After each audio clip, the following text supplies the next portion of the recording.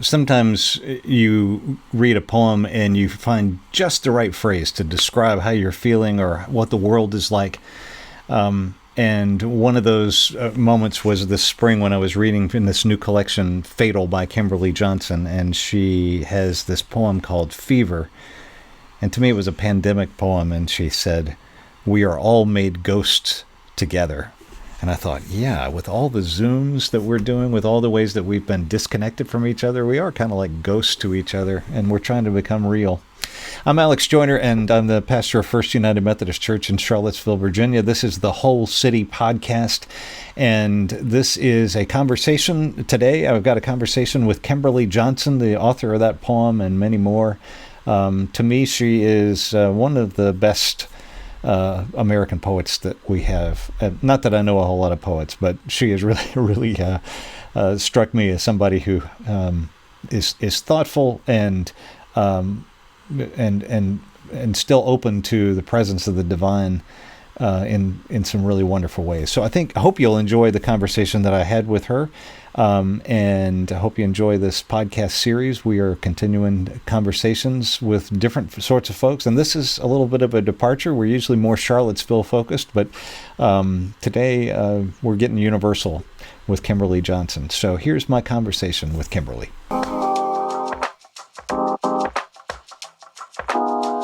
So what's the weather like in Utah these days? Too hot.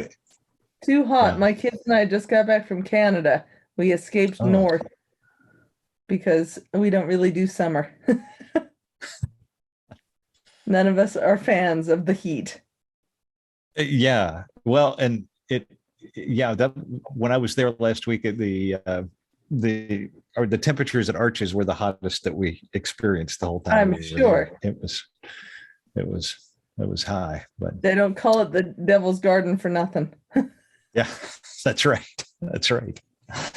I'm here with Kimberly Johnson, who is a poet based in Utah and is the author of a new collection of poems with the title Fatal, and author of several other collections of works before that, and also the editor of an anthology of devotional poetry called Before the Door of God, which, ought to be a basic textbook for anybody. I think it's just a fantastic collection. So I've spent I met you, Kimberly, at the Festival of Faith and Writing, probably 2014 or somewhere when you were there with Mary Sivist, and have picked up A Metaphorical God, one of your previous collections there, and just been trying to read you a lot through the years, and just feel like you've got a great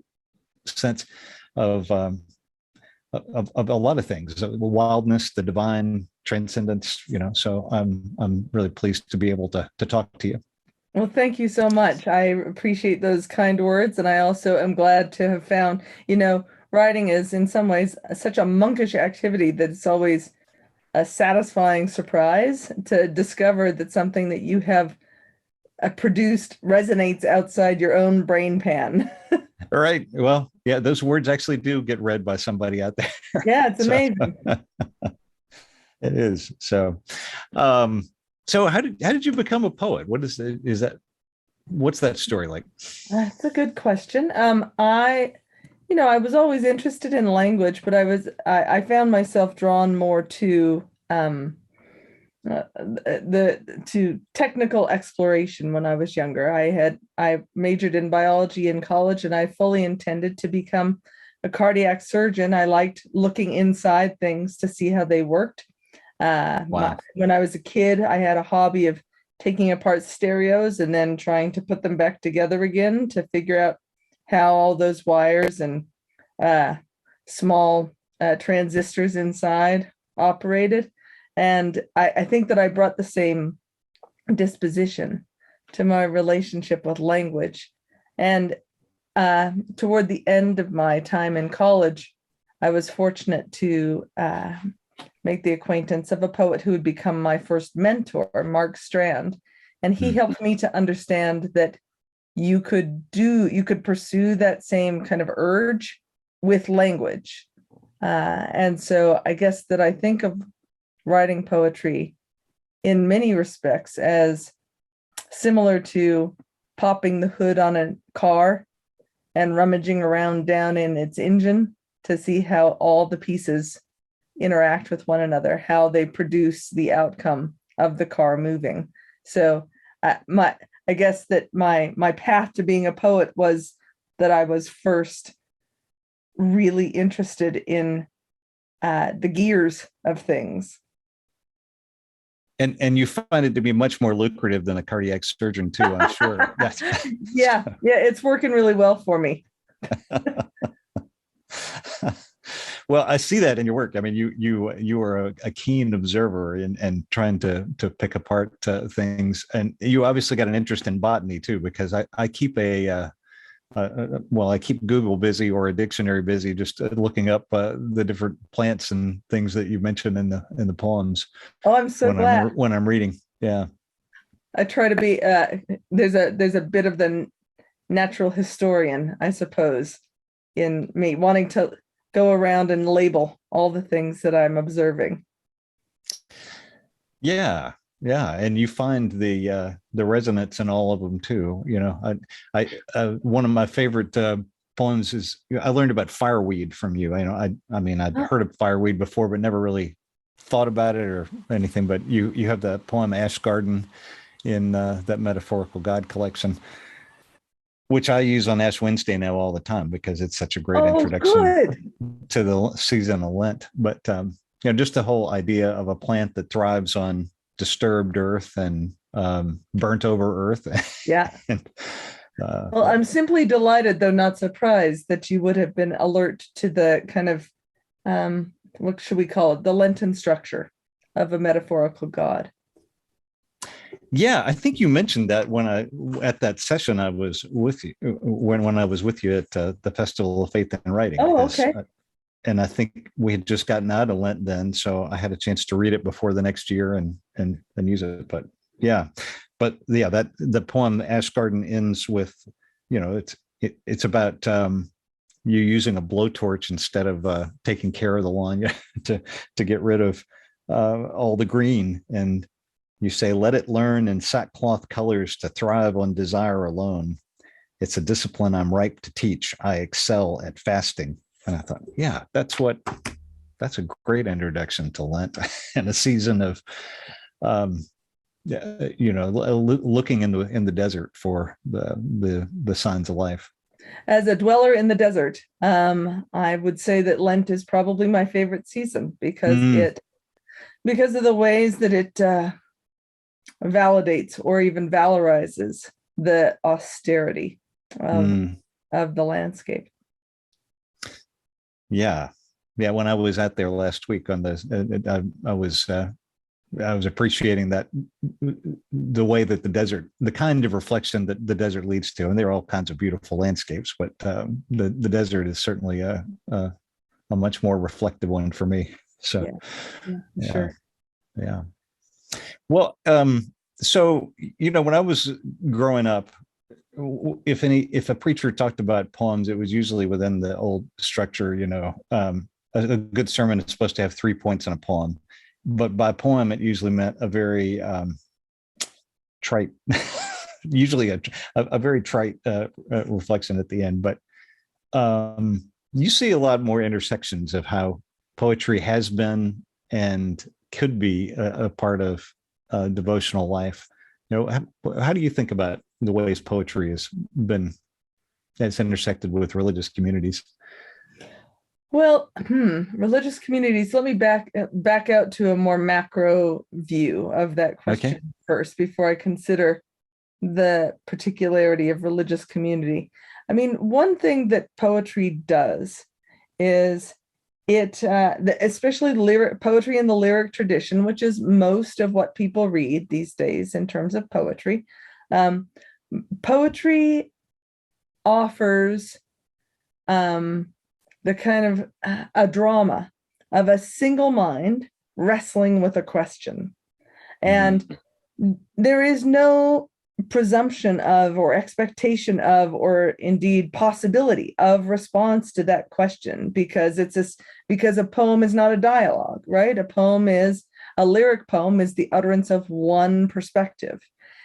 So one perspective giving voice to something that feels urgent or deeply in need, without any necessary expectation of response. And that sounds an awful lot like prayer to me, right?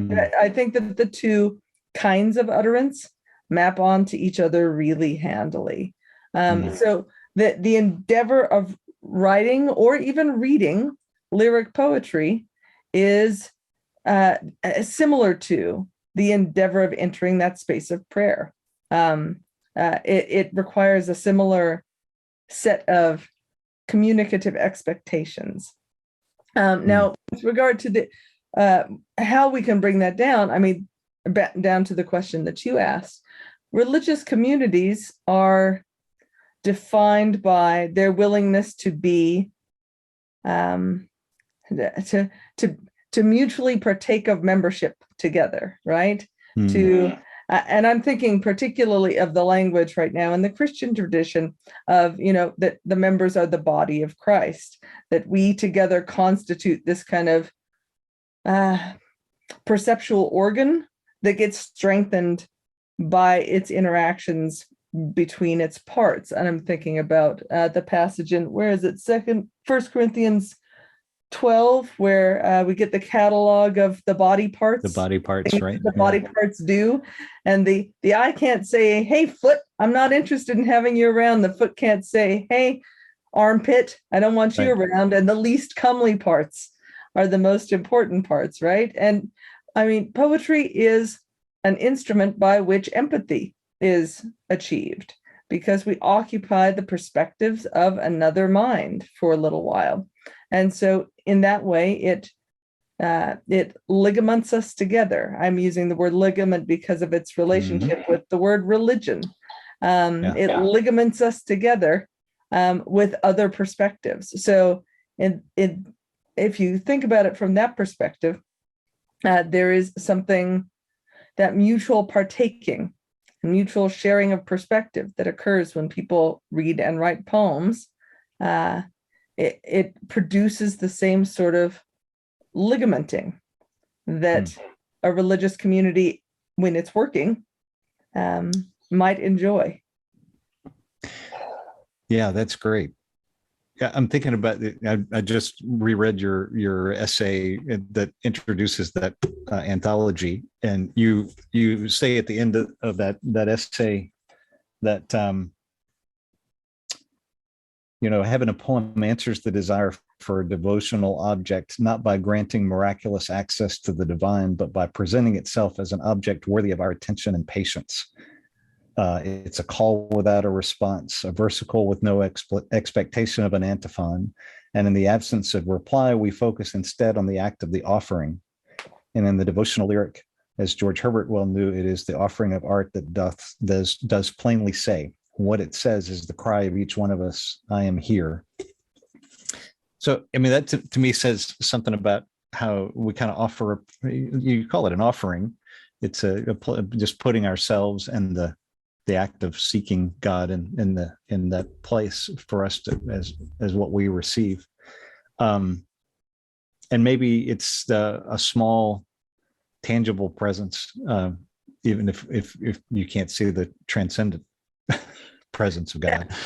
Yeah. I would go so far as to say that it's a presence that instantiates or stands in for the absence of, I mean, the divine will remain perceptually absent, right? But there are ways of achieving presence, including textual presence, right? That there are, when you read a poem, when you sit down and read, you mentioned George Herbert a moment ago. If you sit down and read a poem by George Herbert, somehow, despite his being dead for 400 years, George Herbert is able to be, his voice is present. There's something manifest about George Herbert in the presence of those words. So I think that it orients us from, it provides a process that becomes its own product, right? Like in prayer, we're not seeking after the product of affirmation. The process itself is the affirmative thing. And it seems to me that there's something related about this offering, that what we're getting is not the body of George Herbert, but the gesture of George Herbert, the work of George Herbert, that stays with us or endures in manifest form for us. So we do get a presence, but it's kind of a presence of process rather than the presence of product. Right. Would you call that reflected light? Ooh. Well, Herbert would call it like light through a brittle, crazy glass, right? Mm-hmm. I wouldn't say it's reflected. I would say that it's reimagined, that the light is not, that we have to think about the light not as the thing that we achieve, but the thing that we embody while we're in the midst of living. Yeah. Because that was the other thing I was going to say about your poetry is it's very embodied. You know, I think about the Pitbull poem that you have in Uncommon Prayer, you know, and it's visceral, you know, it's like this, you know, the Pitbull isn't going to take a, you know, something insubstantial. The Pitbull is going to say, you know, give me something I can eat that sees with my teeth, you know. Oh, frail, oh, small, if you want me to love you, take off your muzzle of words and fang this pig's ear of a world, your mouth for once filled only with your teeth. Yeah. How does that embodiment also say something about, you know, living fully? Oh, well, I think embodiment, I would say that for me, embodiment is among the most, I mean, I'll use this term because of the context in which we're speaking, but it is among the most sacred things I can imagine. Mm-hmm. I am not interested in a religious worldview that imagines the material stuff around me as something I have to transcend in order to achieve holiness. Mm-hmm. I'm interested in a sacramental worldview that insists that the material stuff around me, that the chair I'm sitting on or the paper on the table next to me is infused with a holy potential, that it is an artifact of encounter. An encounter is one mechanism by which we achieve this kind of transcendence. Like you come to know something, it takes you out of yourself. It becomes worthwhile on its own regard and not because of its utility to you. And that seems to me to be like revolutionary in terms of like the order of the universe, that we don't live for ourselves, but we live through and with the things that we encounter. Yeah. And so would you say that that attention to everything that we encounter or an encounter with any one thing could be enough to shatter your worldview or to open up your worldview? Yeah. Man, I hope so. I hope that any object I stumble across in my day is a site of potential explosion. For sure. That seems to me, that's the nature of the universe, the cosmology that I want to inhabit. The one in which everything I might encounter changes the way that I see the universe. That's great. Yeah. Yeah. Including, I mean, sorry to talk over you, but including words themselves. Words are objects, right? And so one of the things that poets try to do is to see words in new ways. And that's just kind of a linguistic version of like seeing a tree in a new way or seeing the beloved in the room next to you in a new way, and honoring that object for its full objecthood and its full sacredness because of that, because of its objecthood. Yeah. Yeah. To me, I feel like a recent convert to poetry. It feels like but that to me is the thing that has. I don't know what's the feature of all poetry, but it's certainly a feature of the poetry that I'm drawn to, is that it has that capacity to turn the whole world into sacred moments, to see the whole world in a grain of sand, see the universe in a grain of sand. Yeah. Yeah. So what is, tell me about this new collection in Fatal. It's interesting, but you got to talk about the organization of it first, because it's really unique. Okay, I'll start telling you about that by giving you a little bit of a history of how it came together. I started writing this collection in about 2015 or 2016, somewhere along in there.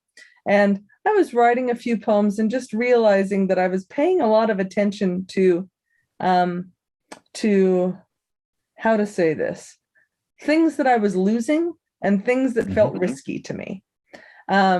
And so the idea of risk started to float around in my awareness. And not long thereafter, in 2017, my spouse, poet and translator Jay Hopler, was diagnosed with terminal metastatic prostate cancer. And from that point on, it was very clear to me that this collection was a response in part to this larger loss. So the theme of loss and the theme of risk threads through the collection. And the collection is aware of the aging of my parents and the aging away from me of my children and the imminent demise of my beloved. And so Jay died on June 15th, 2022. And of this year. Oh my. Yeah, 3 weeks ago.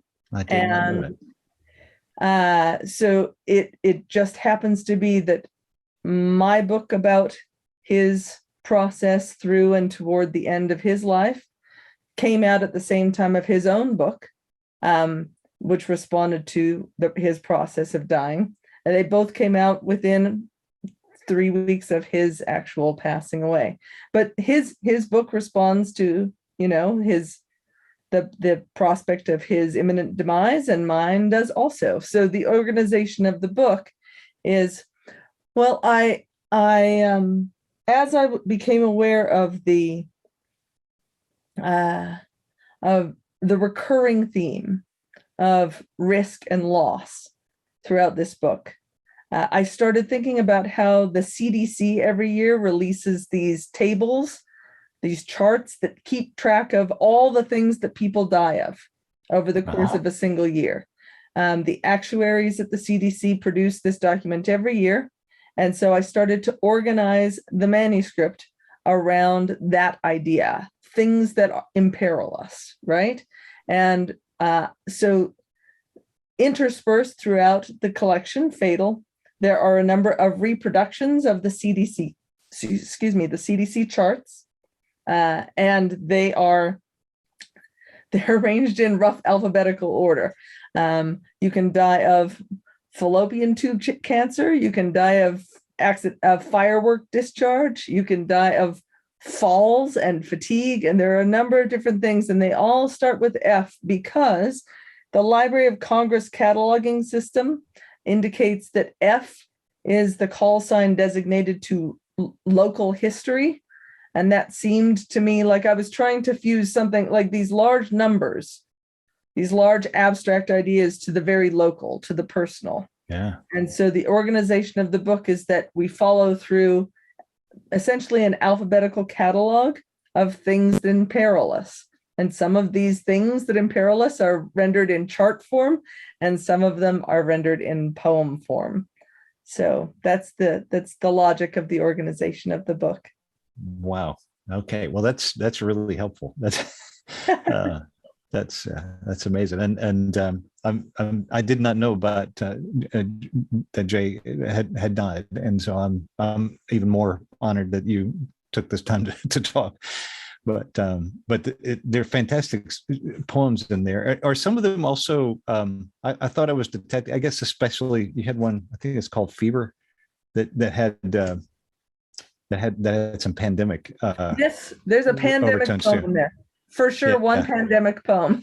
yeah, And again, I mean, it was responding in part to our general imperilment by yeah. this disease, and also the fact that my mother turned 80 while we were all locked away and I couldn't celebrate with her.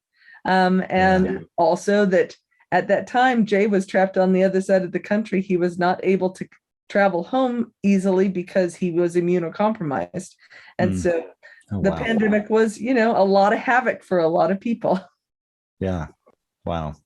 But it just felt like to me I was reading the first post-pandemic literature when I was reading that poem. So yeah, and because I've been wondering how we're all gonna, we've been so messed up in so many ways over these last 3 years as a people. How's that going to get reflected in our art? So Yeah. yeah. Well, there was one poem in particular that I mentioned to you in my initial email, which is called Font, and we're actually going to be having a session next week, July the 12th here on, and I mean use that as kind of an introductory, just as a way to get us starting to talk. Would you mind reading Font with it? I just realized you might ask, so okay. I grabbed my book. Okay, sure. Hold on one moment. Okay, Font. Hey there, croupier moon, preening your pearl like a cufflink studded in the rucked tuxedo of night.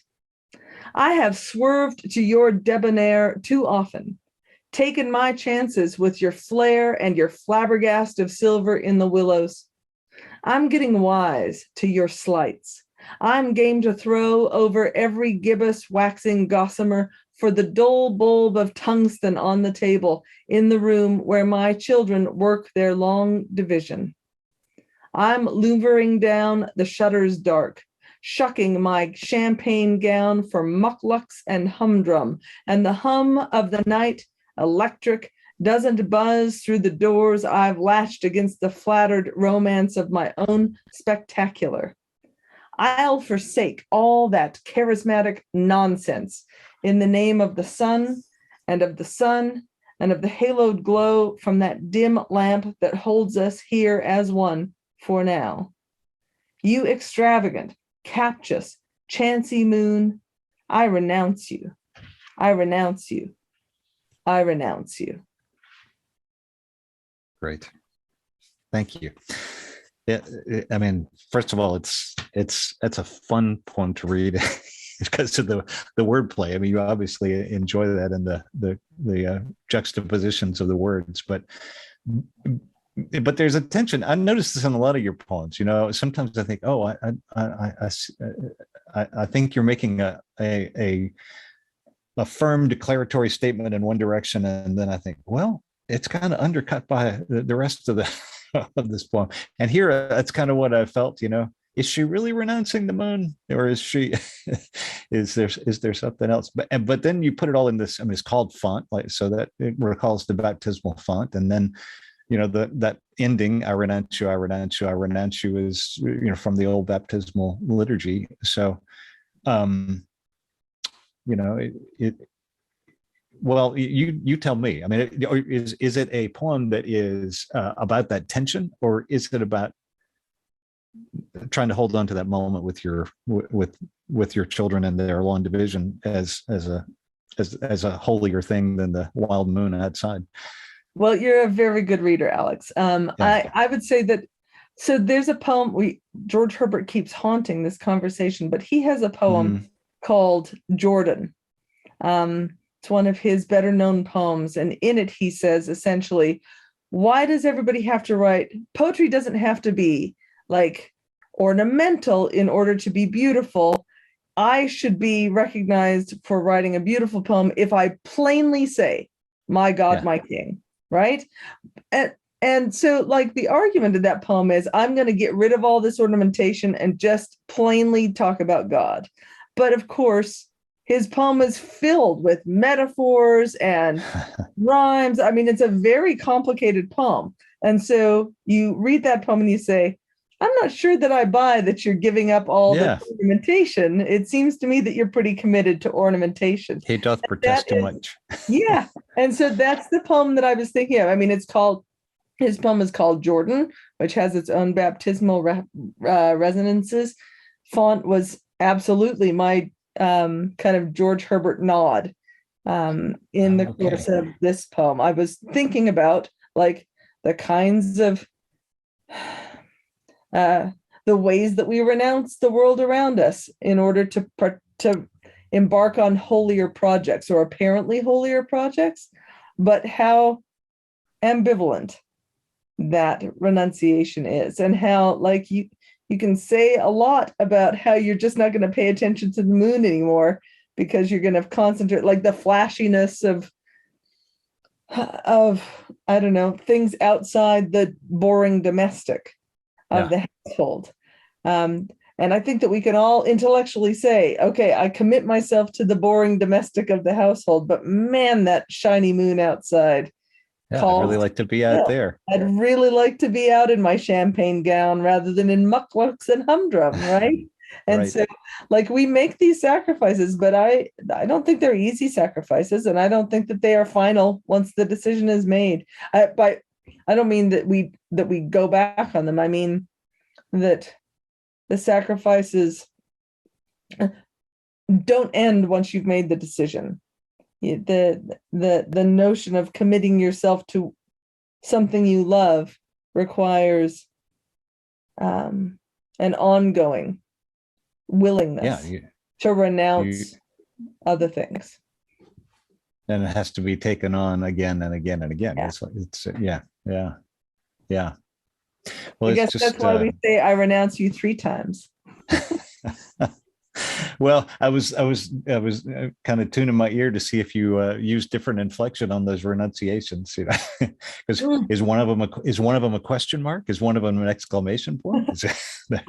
But they're all periods on the page. So yeah. Wow.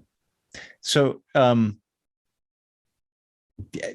so is there more to the baptismal imagery there, or is it just that idea of commitment that is and renunciation that's the? Do you mean, are there other moments of baptismal? Well, because I could almost forget by the middle of the poem. I get so caught up in the give us waxing gossamer. Yeah, you almost forget that there's a font at the beginning of this. You know, that is my idea, that you can be so dazzled by the things. I wanted the poem to perform the seduction that it's rejecting. Oh, good. Okay. Yeah. Well, I think you succeeded. Yeah. Thank you. Yeah. And the night electric. Well, yeah, that's great too. Yeah. What about the repeated in the name of the Son and the Son? Is that just your Son and Jesus, or is that? No, I got these 2 boys, right? And I was thinking I'm going to forsake all that stuff in the name of the Son and the Son, like my two sons, my 2 boys.